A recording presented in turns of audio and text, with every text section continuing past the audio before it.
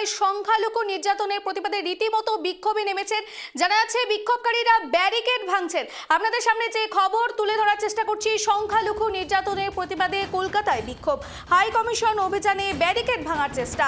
যে খবর তুলে ধরার চেষ্টা করছি, হাই কমিশন অভিযানে ব্যারিকেড ভাঙার চেষ্টা এবং সংখ্যালঘু নির্যাতনের প্রতিবাদে কলকাতায় বিক্ষোভ।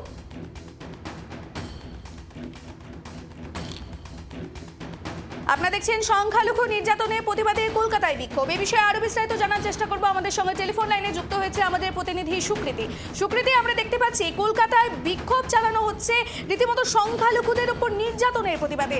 তাদের এই বিষয়ে আরো কি অভিযোগ রয়েছে সুকৃতি?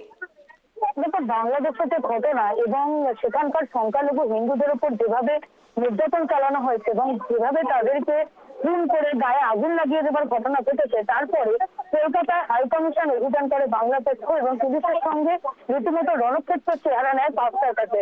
বাংলাদেশের সংখ্যালঘু হিন্দু বাঙালিদের উপরে লাগাতার হামলার প্রতিবাদেই আজ উত্তাল হয়ে ওঠে তিলোত্তমা।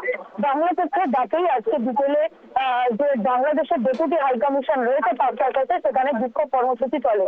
সেখানে ব্যারিকেড ভাঙার চেষ্টা হয় এবং হাইকমিশনের সামনে দেওয়া ব্যারিকেড ভেঙে ধস্তাধস্তির কাণ্ডের সৃষ্টি হয়।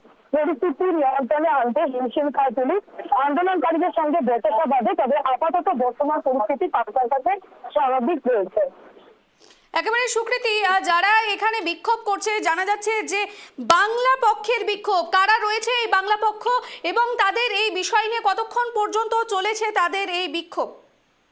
দেখো, এই বাংলা পক্ষে যারা উচ্চপদস্থ আধিকারিকরা রয়েছেন বা এই বাংলা পক্ষে যারা নেতৃত্ব, তারা প্রত্যেকেই উপস্থিত ছিলেন। এই বিক্ষোভের জন্য বেশ কয়েকজনকে আটকও করা হয়েছে পুলিশ সূত্রে, আমরা এটাও খবর পাচ্ছি। ধন্যবাদ সুকৃতি। আপনারা দেখতে পাচ্ছেন হাই কমিশন অভিযানে ব্যারিকেড ভাঙার চেষ্টা।